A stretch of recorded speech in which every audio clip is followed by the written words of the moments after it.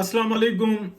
जो हज़ारों साल से जंग लड़ रहे हैं इस दुनिया के अंदर, और अब अगर आप देखें 1500 साल पहले यानी कि नबूवत का ख़ात्मा होता है और ख़त्म नबूवत हो जाती है, और वही का इल्हाम का जो है वो राब्ता वो टूट जाता है, मुनक़ता हो जाता है। और जो आखिरी पैगाम आता है हज़रत मोहम्मद मुस्तफ़ा सल्लल्लाहु अलैहि वसल्लम के ज़रिए इस यानी कि इंसानियत के ऊपर, और वो उसमें बता दिया जाता है कि अब ये मोहर नबूवत टूट गई है, यानी कि अब कोई नबी नहीं आएगा। यानी कि अल्लाह पाक ने जो मैसेज देना था, जो बताना था, वो बता दिया। अब इंसानियत को खुद से आगे बढ़ना होगा, और तरीक़ेकार बता दिए गए।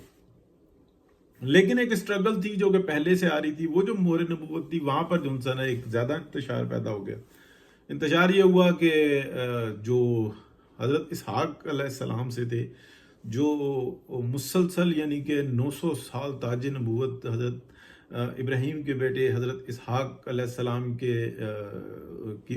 के सिलसिला से रहता है। लेकिन ये हज़रत इब्राहीम अलैहिस्सलाम की कौम पे रहता है।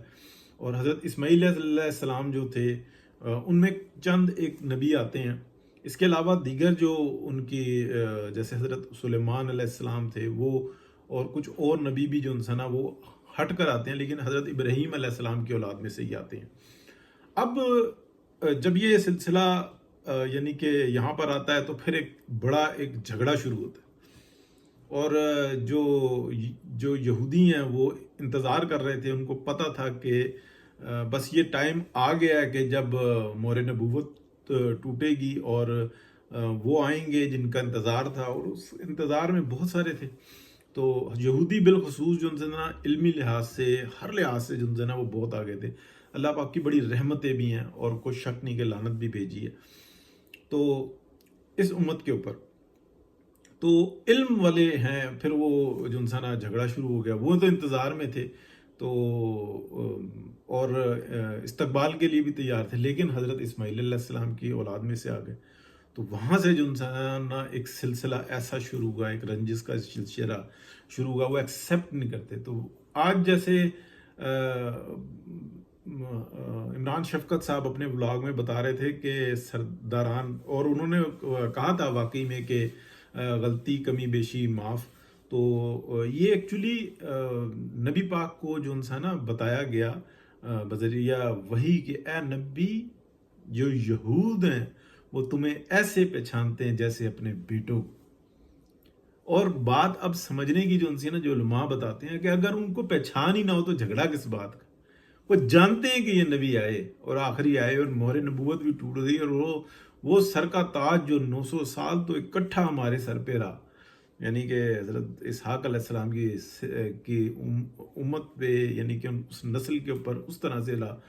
और वो जो इंसान है, जब जब वो ताज पहनाने का वक्त आया, तो वो किसी यानी कि कज़न, यानी कि अगर मेरा जब काम यानी कि यहूदियों से था, तो जब हम जाते थे और कोई फ्रिक्वेंटली बात करते थे, तो एक दूसरे को कज़न कहते थे। तो मैं छेड़ता था अक्सर के कज़न, तो वो भी कहते थे गुस्से में कि हाँ कज़न, तो कज़न ही है ना, हज़रत इब्राहीम की औलाद में से हैं।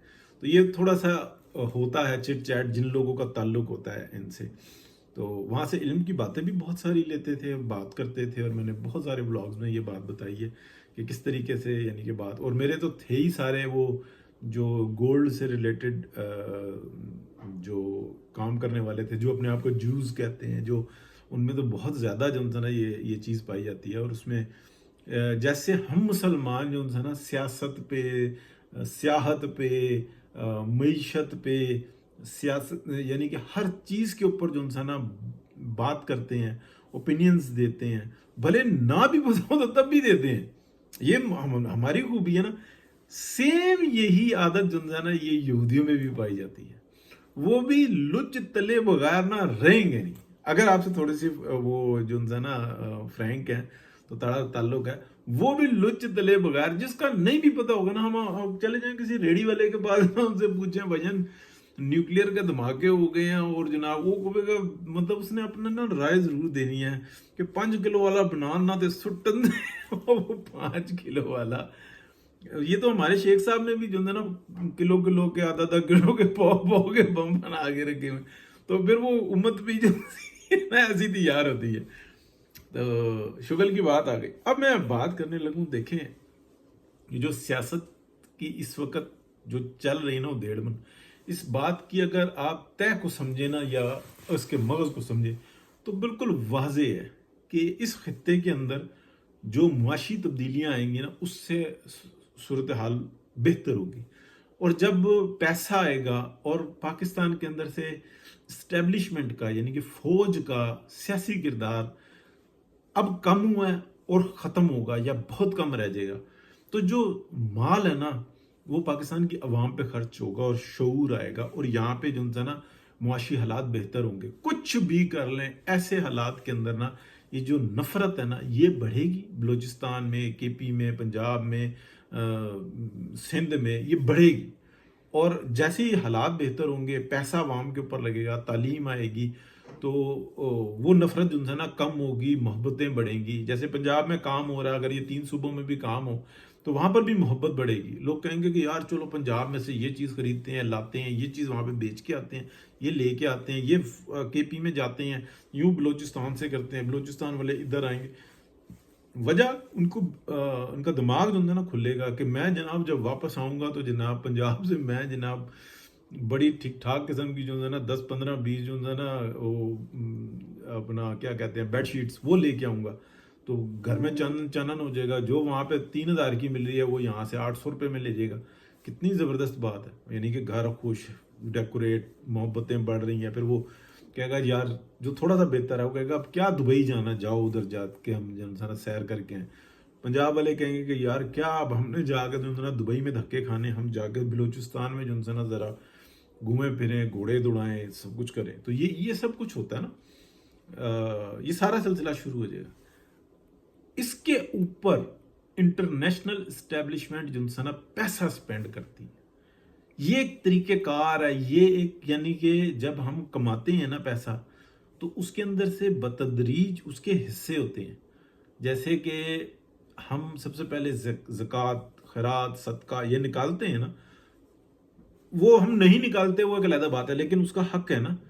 इसी तरीके से जब हम अपने लिए ये टैक्सेस देने के बाद की मैं बात करूँ, उसके बाद जो बचता है फिर हम देखते हैं यार ये हमारे पास आया तो हमारे ख़ानदान का भी हक है, हमारे अजीज़ोकारों का भी हक है, फिर उसमें से बतदरीज निकालते हैं।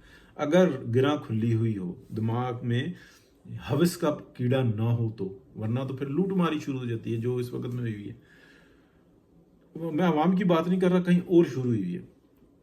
तो ये जो सारा फसाद है ना कि इमरान खान को जो ड्यूटी दी गई है कि तुमने यहाँ पे नहीं होने देना, मैंने डजन्स ऑफ टाइम कहा ये अंदर से मैसेज देता नहीं है, ये अंदर मैसेज रिसीव करता है। एक्चुअली ये मैसेज रिसीव करता है।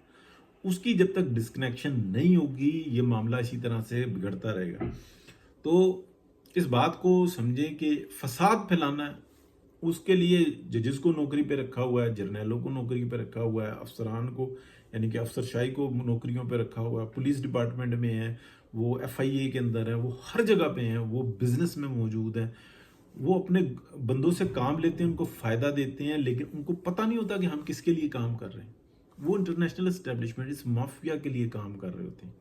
तो अब जो जंग छिड़ी हुई है ना वो सर्वाइवल की जंग है कि अगर अपने मफादात नहीं छोड़ेगी ना फौज, अपने मफादात नहीं छोड़ेंगे मुनाफिकीन जो जजेस में हैं और जो खुल के सामने आके पाकिस्तान के लिए लड़ाई कर लड़ रहे हैं, तो अगर वो सही तौर पे लड़ाई नहीं करेंगे, जैसे काजी फायज ईसा है उनके अंदर एक नुक्स है, वो सीधे आइन और कानून की बात करते हैं और उस पर चलते हैं।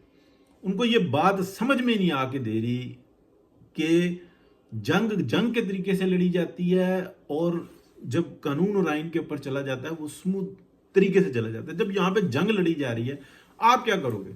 आपको तो आपने कमेटी बनाई, अपनी पावर को जो उनसे देना तकसीम किया और बताया कि एक सिस्टमेटिकल, चलो 2 जजों ने आपको हाईजैक कर लिया, चीफ जस्टिस को हाईजैक कर लिया, आपको फिर रेस्क्यू करना पड़ा। हुकूमत पाकिस्तान ने रेस्क्यू किया क्योंकि इस फसाद के अगर आपको फंसा लिया था और वो हुकूमत देखती रहती तो कसूरवार हुकूमत होती।